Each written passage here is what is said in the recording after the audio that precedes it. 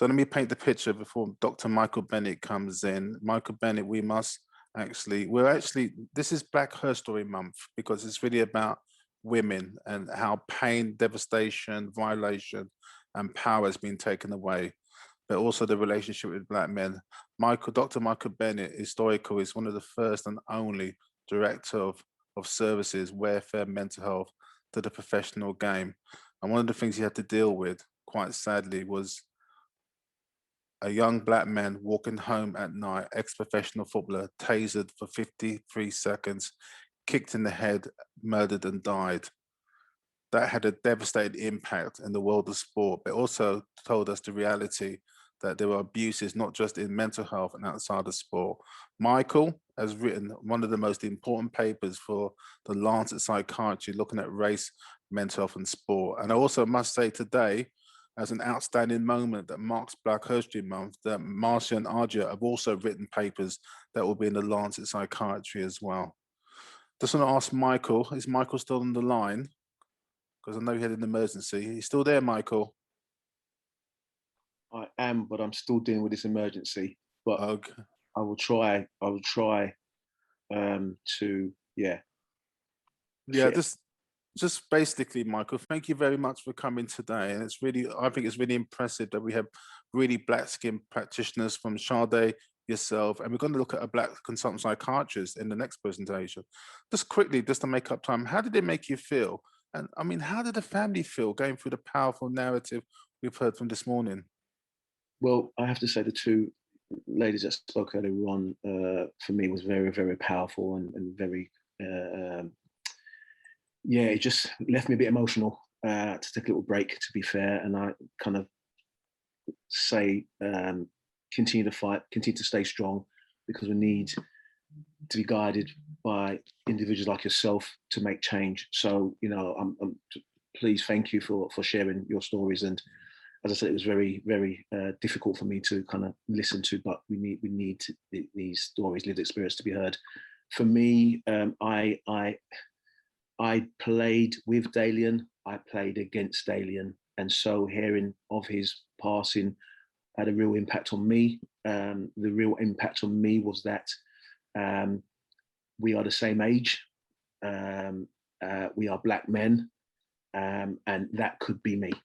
And so the impact on me was very raw for me. And as I said, we hadn't been in contact. We had been in contact for about that year before this happened, because we were looking to provide some medical support for him and stuff like that. But kind of the conversations kind of phased out, and then obviously this incident happened. So the impact for me was really, really impactful.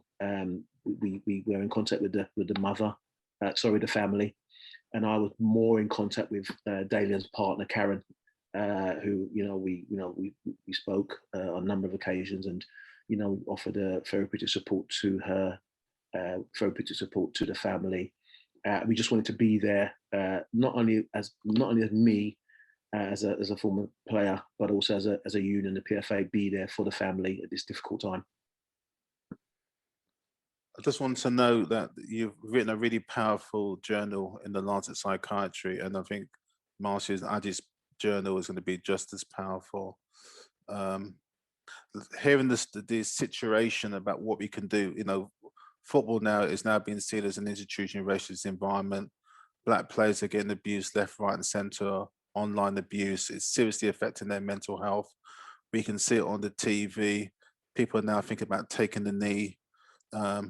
How can football and the situation in Marcia come together to have a campaign that really addresses the violation of Black people?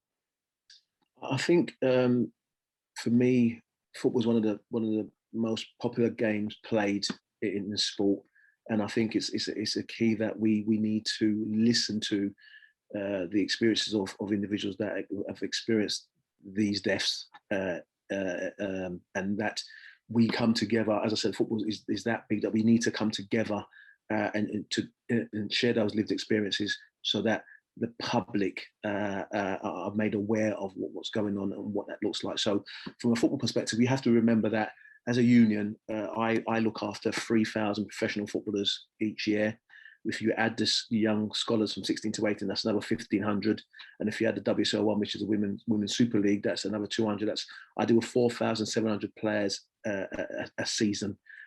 We have 50,000 former members that we also deal with in regards to supporting them from a union perspective. For me, out of that 4,000 players, 30% of those are black players. And for me, we offer, the work that I do in football is that, I look at the emotional side of the game. I look at not the physical side of the game, I look at the emotional side of the game. I believe that not enough is done on the emotional side of the game for players. They are, trained to be physically fit to perform on a Saturday and a Tuesday, but they're not trained or provided with the emotional support that goes with the physical side of the game. They both go hand in hand. So the role for me since 2011 has been to implement emotional support for players. Now, I have been a professional footballer and played the game for 20 years. I have encountered racist abuse from fans. I've encountered racist abuse from other players. I've encountered racist abuse from coaches on my own team. I've encountered this, and I know the mental impact it has on an individual because I've been there myself. So the idea for me was that I recognize when these players, black players, are encountering these racist abuse, the impact it's having on them. And so for me, what I wanted to do, and I'm looking at in a paper that I wrote for the Lancet Psychiatry, and I thank Niall for aiding me to get it published, and yourself, Dr. King, is that we need to look at another model. The model of work that we have in place, one model, one cap does not fit all. We have different players from different cultures, from African cultures, from Caribbean cultures that play the game of football. One cap doesn't fit all. So what we're going to look at is my thesis research was about the lived experience and the mental health issues that UK players encounter. And what came out of that was the mental health issues that black players encounter when they are racially abused. So we have to implement, and the model of work that came out of it was the research was that a player-centered model of work needs to be implemented.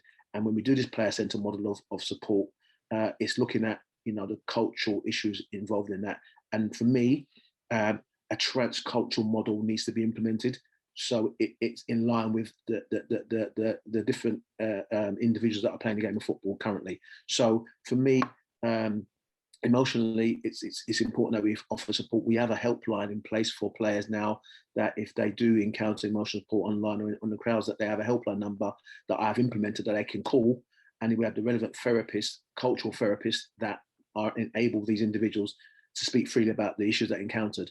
This is just a start. More needs to be done, and more needs to be implemented. And I'm just working on that to make that possible for players and individuals to feel comfortable and safe, and coming forward to talk about the issues that they've encountered, and it won't work against them, and that we will hold people accountable for these issues. Great. My last question, because I think I'm really pleased that you're here to offer it. Professor Tim Kendall said something really revealing in the chat, that he's ashamed to be a white person. And I thank you very much for sharing that. And going back to Marsh's point about the kind of new slavery that's taking place, that's re-emerging. I'm just wondering how we can work with, from your transculture model, to get people in diverse experience to really understand race and what is the black body and black men's experiences, and to begin to change the way we actually work across the color line. I really would welcome anybody's help and input in trying to implement this. If I'm honest, I need to get the experts in this area to help me implement this.